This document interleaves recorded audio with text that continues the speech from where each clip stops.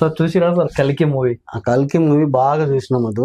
ఎట్లుంది సార్? ఏమనిపించింది? ఆ ముందు నీకేమనిపించిందో చెప్పు. ఆ గ్రాఫిక్స్ అన్ని కూడా విఎఫ్ఎక్స్ అయితే super sir. So as editor గా నీకు విఎఫ్ఎక్స్ అన్నది బాగుంది అని నచ్చింది అని చెప్తున్నావు. అంటే నువ్వు ఆ సినిమాకి పోయినావు కదా. ఆ ప్రభాస్ ఒక మూవీ అంటే ముందు బాహుబలి 1, 2 చూసినాము. తర్వాత అంతకంటే పవర్ఫుల్ గా అంటే వేరే ప్రపంచంలోకి వచ్చి సాహు కూడా చూసినాం. ఇది పవర్ఫుల్ క్యారెక్టర్ ప్రభాస్. మరి ఏమి ఎక్స్పెక్టేషన్ పెట్టుకుని సినిమాకి పోయినావు? ఓ రేంజ్ లో ఉన్నాడు ప్రభాస్ అక్కడ. అదే ఎక్స్పెక్టేషన్ పెట్టుకుని పోయినావా సినిమాకి?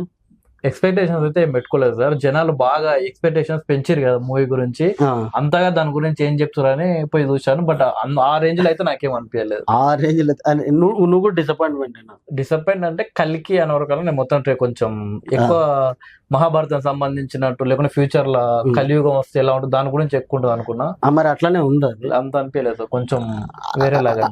నా క్వశ్చన్ ఏంటంటే స్టోరీ అర్థమైంది నీకు? మామూలుగా అర్థమైంది సార్. అంతగాలే. ఆ సినిమా చూసేసినాక బయటకు వచ్చినాక ఇద్దరు ముగ్గురు అడిగితే అప్పుడు కొంచెం అర్థమైపోయింది. ఓకే. సో నాకు ఎట్లా అనిపించింది అంటే, నేను కూడా బాగా ఎక్స్పెక్టేషన్ అంటే మనకి దాన్ని ఏమంటే ప్రీ రిలీజ్ లో కానీ దాన్ని ప్రోమోలో కానీ వేరే లెవెల్లో దాన్ని చూపించినారు. అంటే ఓన్లీ ప్రభాస్ నే చూపిస్తారు అన్నట్టు. అలా ఉందేమో అని పోయినాను. ఆడికి పోయేసరికి ఎంత డిసప్పాయింట్మెంట్ అయితే. ఆయన చూపెట్టడమే ఒక రేంజ్ లో చూపించి నన్ను అని వాయిస్ ఫన్ గా తీసుకుని వెళ్ళాడు. ఆ ఫన్ క్యారెక్టర్ లకి తీసుకుని వెళ్ళాడు. మరి ఈ సినిమాలో ఎందుకు మన ఆర్జీవిని గాని జక్కన్నని గాని బ్రహ్మానందాన్ని గాని అవి ఏమన్నా పెట్టడానికి అలా రీజన్ లేదు సార్ అసలు. ఎవరు మన రాజమౌళి ఎందుకు వచ్చిందో అక్కడ 10 years వదలని నిన్ను అనడానికి దానికి రీజన్ అంత అనిపించలేదు. అంటే బాహుబలి ఒక 3+3 అని 6 years ఏమో రాపించుకున్నాడు. అదే సార్, తీసుకురావాల్సిన సందర్భం అయితే అది కాదు కదా టాపిక్ అయితే. ఆయన ఆర్జీవి ఎట్లా ఒప్పుకున్నాడో నాకు అసలు అర్థమే కావట్లేదు. ఇంకొకటి సార్, అప్పుడు ఆ కల్కి మూవీలో ఫుడ్ అనేది ఎవరు దొరకదు కదా సార్ ఎక్కువ.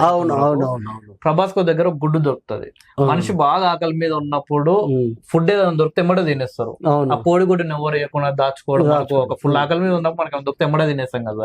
అది పెద్దగా అంత సినిమా అంటారు.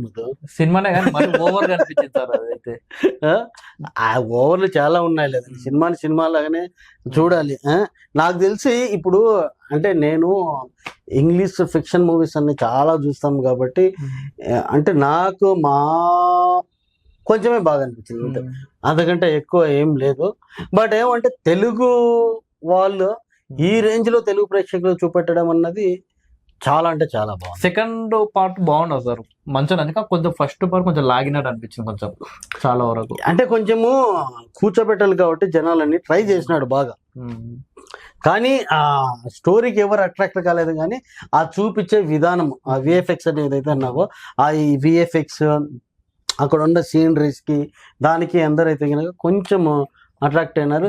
కానీ ఫన్ దేవాలని చాలా ప్రయత్నించినాడు కానీ అది రాలేదని. ఇంకోటి మనం ఏ మూవీస్ వస్తున్నా సరే కానీ అందులో ఉన్న క్యారెక్టర్ ని మనకు సంబంధించిన కూడా మనం అందులో ఉన్నట్టు అనుకుంటాం సార్. ఇప్పుడు మనం అవతార్ 2 చూస్తుంటే సముద్రంలో మొత్తం ఉంటది, అది వేరే లెవెల్.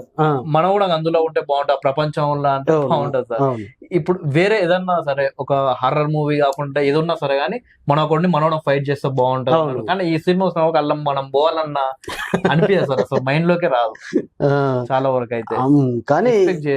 కానీ నాకు నచ్చినటువంటి క్యారెక్టర్లలో ప్రభాస్ కొంచెం అంటే ఓకే, బట్ నెక్స్ట్ పార్ట్ లో ఎలా ఉంటుందో తెలియదు. కానీ మీ ఊళ్ళో హీరో ప్రభాస్ కంటే అమితాబ్ బచ్చన్ హీరో అన్నట్టు బాగా అనిపించింది. అమితాబ్ బచ్చన్ బాగా చేస్తున్నాడు. అది మాత్రం అంటే మెయిన్ అశ్వత్థామ అన్న క్యారెక్టర్ ని హైలైట్ చేస్తున్నారు. అంటే ఒక స్పిరిచువాలిటీ లెక్కి బాగా తీసుకొని వెళ్ళినారు. అన్నేళ్ళు తపస్సు చేస్తున్నట్టు ఆ పవర్ ని తీసి ఆయన ఇక్కడ ఈ థర్డ్ అయ్యాము ఇక్కడ పెట్టుకొని ఆ విజన్ చూస్తున్నట్టు అబ్బాబాబా ఆయనది మాత్రం బాగుంది. అక్కడ ఆయన ఉన్న సీన్స్ మొత్తం కూడా చాలా అంటే చాలా అద్భుతంగా ఉన్నాయి. అఫ్ కోర్స్ ఇది మాట్లాడుకోవచ్చు, వాళ్ళిద్దరు చేస్తున్నంత ఫైటింగ్ చేస్తున్నంత సేపు సీన్లు చాలా అంటే చాలా బాగున్నాయి. దాంట్లో మాత్రం డైరెక్టర్ సక్సెస్ అయిపోయినాడు. చాలా అంటే ఓకే. అండ్ హీరోయిన్ల దగ్గరకు వచ్చేసరికి అంతమంది హీరోయిన్లు ఎక్కడి నుంచి పట్టుకొచ్చినారో అర్థం కావట్లేదు. చాలా మంది ఉన్నారు, చాలా క్యారెక్టర్లు ఉన్నాయి ఇక్కడ. అంత పాత వాళ్ళని తీసుకొని వచ్చినాడు. ది హైలైట్ ఏంటంటే నాకు అనిపించింది శంబాల అసలు ఆ నగరం ఏంటో, ఆ శంబాలా ఏంటో, మామూలుగా మన బుక్స్ చదువుకున్న శంబాలాకి దీనికి చాలా డిఫరెన్స్ ఉంది. ఇక్కడేమో గొడవలు ఉండవు, ఈ శంబాలలోనేమో ఫుల్ గొడవలు, ఫైటింగ్లు, మళ్ళా బాంబులు అవి.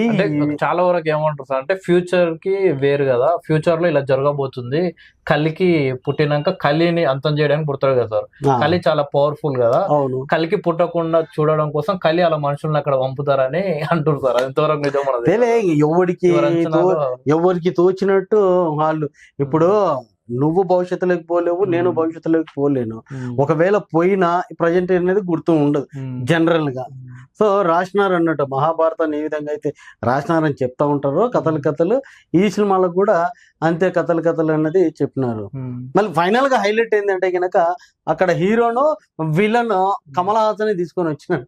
ఎందుకు తీసుకొని వచ్చినట్టు ఏమో సార్, అది సెకండ్ పార్ట్ చూస్తేనే అర్థమైంది. సెకండ్ పార్ట్ చూస్తేనే అర్థం అవుతుందని అనుకుంటున్నాను. నాకు ఫస్ట్ అసలు అర్థం కాలేదు సార్, మూవీ ఫస్ట్ చూస్తున్నాను సార్, బయటకు వచ్చినాక తెలుసుకుంటా ఆ యూనిట్స్ అంటుంటే అది నేను ఎనర్జీ అనుకున్నా ఫస్ట్.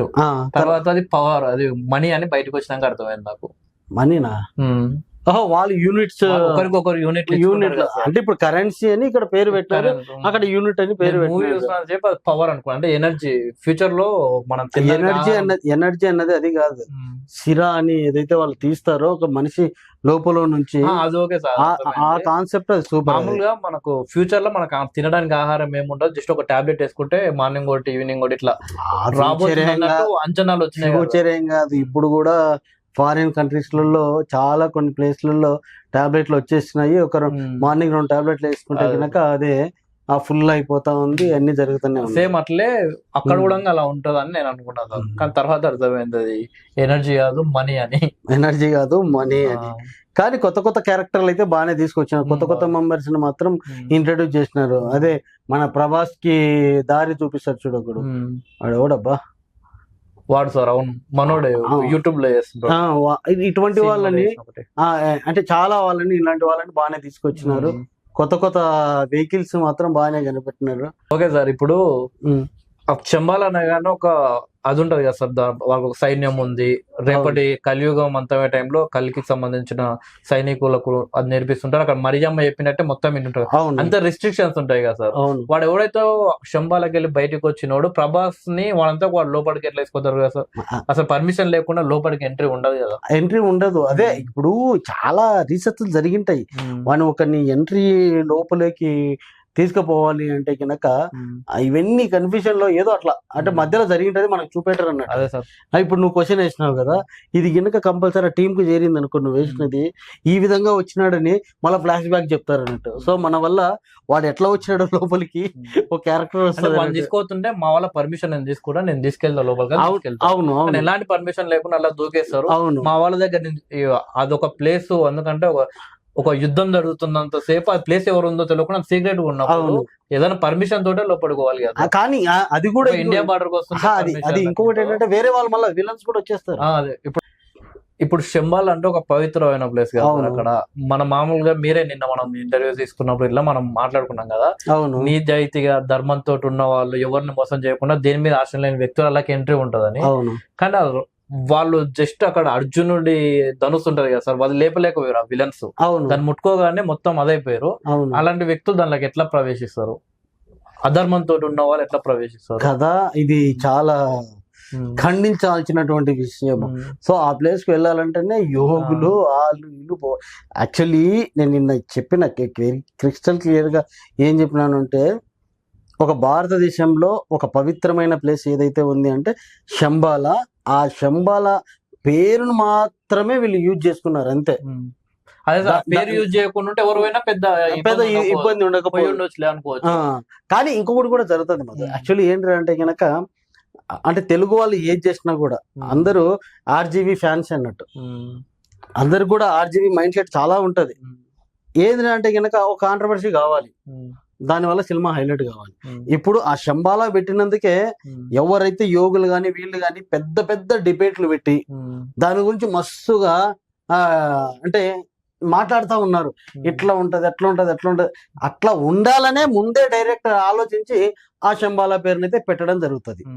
పెట్టి దాని మీద ఒకవేళ పెద్ద గొడవలు అయినా అనుకోండి, వీళ్ళందరూ ఏం చేస్తారంటే సినిమా మూవీ మొత్తం టీం వల్ల ఒక అన్ని మైకులు పెట్టేసి అప్పటికే వీళ్ళకి రావాల్సిన డబ్బులు, వీళ్ళకి రావాల్సినటువంటి నేమ్, వీళ్ళకి రావాల్సిన అన్ని వచ్చేస్తాయి. ఇట్లా పెట్టేసి మేము ఇంట్లో అవుతుంది అనుకోలేదు, ఏవైనా తప్పులు ఉంటే కనుక క్షమించాలి, ఇంకొకసారి ఇలాంటి చెయ్యము అని ఒక వాయిస్ వేసేస్తారు. అయిపోయి కథం. అదే సార్, ఇంకా అంతే. జరిగేది మొత్తం కూడా ఇదే జరుగుతూ ఉంటది. ఆర్జీవైన్ ఏం చేస్తాడు, ఏదో చేస్తాడు, ఇంకా నేను వాళ్ళని ఏమని ఉంటాడు. ఆయన గెలికేదే మెగా ఫ్యామిలీని గెలుపుతాడు. గమనుడు ఇప్పుడైతే ఎవరు నేను గెలకట్లేదు, శాంతంగా ఉన్నాడు మన ఆర్జీ. అలానే ఉంటే బాగుంటది నేను అనుకుంటున్నాను. అదే అనిపించింది సార్ నా మొత్తానికి అయితే. ఇప్పుడు ఆ అమ్మాయి ఎవరైతే ఇప్పుడు కలికి ఆ హీరోయిన్ కడుపులో అయితే ఉన్నాడు కదా సార్, ఆ సిరం తీసుకొని కమల్ హాసన్ లోపలికి వేసుకున్నాక మొత్తం ఆయన యవ్వనంగా. సో ఆ దేవుడికి సంబంధించింది ఆయన వేసుకోవడం కూడా ఆయన పవర్ఫుల్ కూడా, అలాంటి వ్యక్తి శంబాలు అడుగు పెడితే తప్పు లేదు. అవును అవును. కానీ ఎలాంటి సంబంధం లేని వ్యక్తులు, అధర్మంతో ఉన్న వ్యక్తులు, అసలు అర్జునుని బాణమే లేపలేని వ్యక్తులు అల్లకెళ్ళారంటే నమ్మబుద్ధి కాలేదు సార్. నమ్మబుద్ధి కాలేదంటే ఇంకా మరి అదే ఇంగ్లీష్ సినిమాలు అయితే బాగా చూపించట్టు. అంటే శంబాల ప్లేస్ లో మీరు అన్నట్టు వేరే పేరు పెడితే ఎవరైనా నమ్ముతారు, అది బాగుండేది. అండ్ ఇంకొకటి ఏంటంటే ఏదైతే కమల్ హాసన్ అదే సుప్రీం అని ఆ సినిమాలో ఏదైతే అన్నాడో, ఆ సుప్రీం మాట్లాడిన ఉన్నంత సేపు ఆయన మాటలు చాలా కన్విన్సింగ్ గా ఉన్నాయి. ఎదుటి వ్యక్తి అంటే వినే మనము కొంచెము దాన్ని ఏమంటారు అర్థం చేసుకొని దాని లోపలుగా వెతికితే గనక ఆయన మాటలన్నీ కూడా మన నిజ జీవితానికి చాలా దగ్గరగా ఉన్నాయనిపించింది. అంటే నువ్వెందుకు నన్ను చంపాలనుకున్నావు అన్నప్పుడు నీచుని చంపాలి అని సంథింగ్ ఈ సైంటిస్ట్ అంటాడు. సో ఇది అన్నప్పుడు ఆయన కన్వర్షన్ వాట్ ఎవర్ ఆయన కన్వర్షన్ మొత్తం కూడా చాలా అంటే చాలా బాగుంది. అదైతే నాకైతే బాగా నచ్చింది. బట్ అక్కడ గ్రాఫిక్స్ కానీ ఏదైనా కానీ సూపర్, అయితే పేరు పెట్టు వేరే లెవెల్ స్టోరీ. కలికి ఎవరై ఉంటారు సార్ మీరు ఎవరు అనుకుంటారు? కలికి ఏం ఆమె కడుపులోంచే బయటకు వస్తారు ఆ క్యారెక్టర్ ఎవరు చేస్తారు అనుకుంటారు మీరు?